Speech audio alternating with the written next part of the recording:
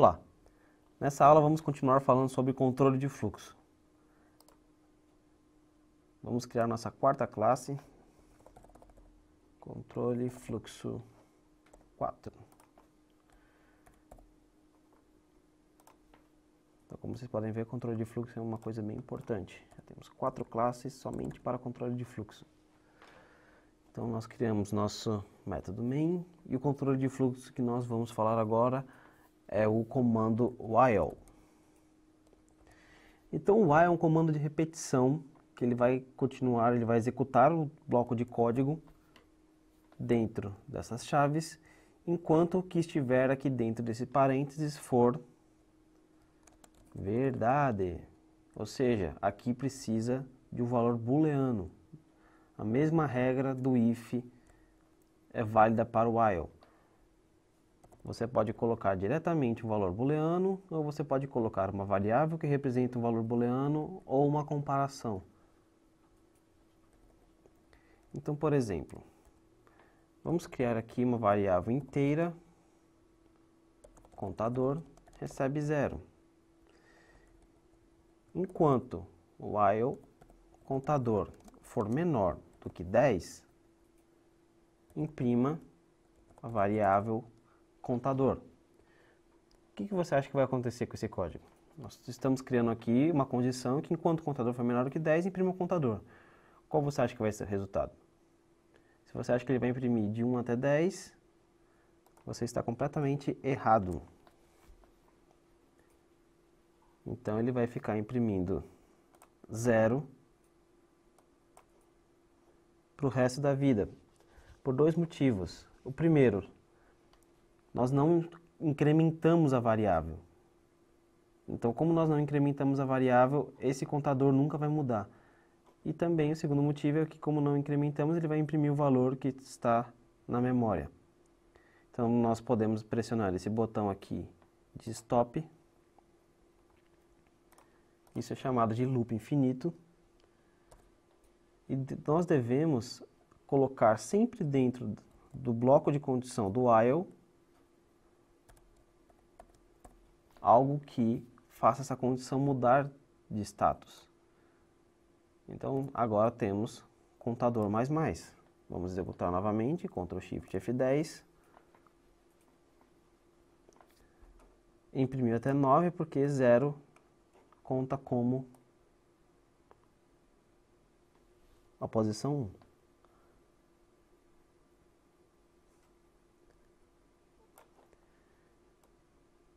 Se colocarmos esse contador fora do bloco while, esse bloco nunca será executado.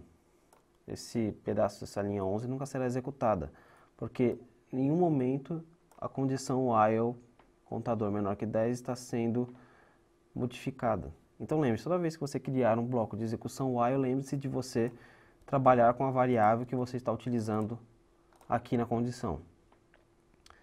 Nós podemos até mesmo mudar. Nós podemos retirar esse contador mais, podemos colocar contador mais aqui. Shift F10, de 0 a 9. Lembre-se que nós podemos fazer como para incremento.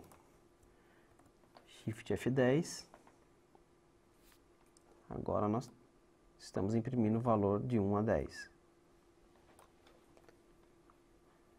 Caso você queira criar um loop infinito, tudo que você precisa fazer é colocar aqui true. Enquanto for verdade, esse código será executado para sempre. Vamos executar aqui para ver o resultado. Então, nós temos aqui a variável sendo impressa a velocidade de processamento.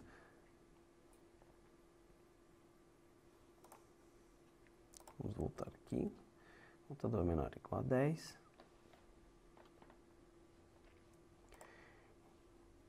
É importante saber que, caso essa condição seja avaliada como false, ela nunca será executada. Por exemplo, o contador recebe 11. Enquanto o contador for menor ou igual a 10, ou seja, enquanto 11 for menor ou igual a 10, execute esse código. Se nós executarmos, nós não temos nada impresso, porque essa instrução foi resultada em false. A segunda variante do while, caso você queira executar uma vez independente de ser falso ou verdadeiro, é o do while. Do, abre chaves, while, e aqui você coloca a condição, contador menor que 10. A diferença do while e do do while é que o while, se essa condição for falsa, não será executado o bloco de código. No do while, independente se for verdadeiro ou falso, a condição aqui dentro, ele será executado pelo menos uma vez. Então, por exemplo,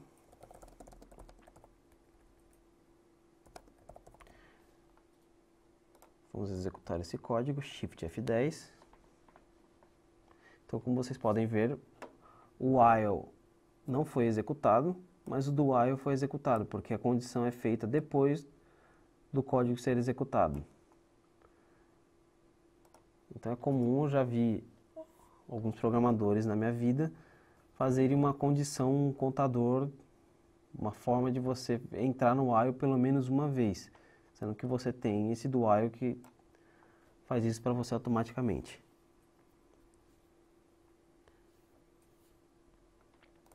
Uma outra estrutura também de repetição que nós temos é o for.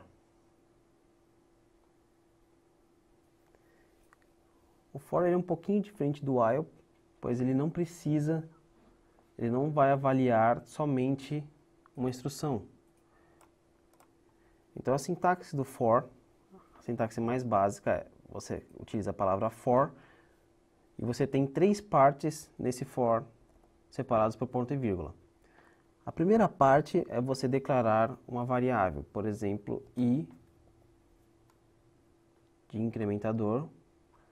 Na segunda parte você vai colocar a condição i menor que 10. E na terceira parte você vai colocar o que acontece com o i. Por exemplo, eu quero que o i incremente de 1 em 1. Esse i, você está criando essa variável localmente. Vamos abrir o bloco de código. Como você está criando essa variável local, lembre-se, uma variável não pode ser utilizada se ela não for inicializada.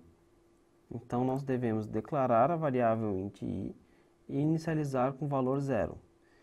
Então, eu estou falando aqui, olha, para i, começando de 0, menor do que 10, incrementando de 1 em 1, faça o que está dentro desse bloco de código. Vamos colocar aqui, salt, o valor de i é mais i. Shift F10. Nós temos aqui, o valor de i é 0, 1, 2, 3, 4, 5, 6, 7, 8, 9. Então, nós temos essas três estruturas de repetição. O while, do while e o for. Nós temos mais uma variante do for, que é o chamado for each, que nós vamos ver quando nós estivermos trabalhando com objetos. Então, por enquanto, essa é a forma mais básica do for. Nós vamos ver mais formas desses for, como por exemplo, você não precisa declarar e criar a variável aqui, ou até mesmo com mais de uma variável. Mas por enquanto, essa é a forma mais simples que você deve lembrar do for, e a mais utilizada para você percorrer principalmente arrays ou listas que nós vamos ver mais para frente, indexadas. Então, nessa aula é só, vejo vocês na próxima aula.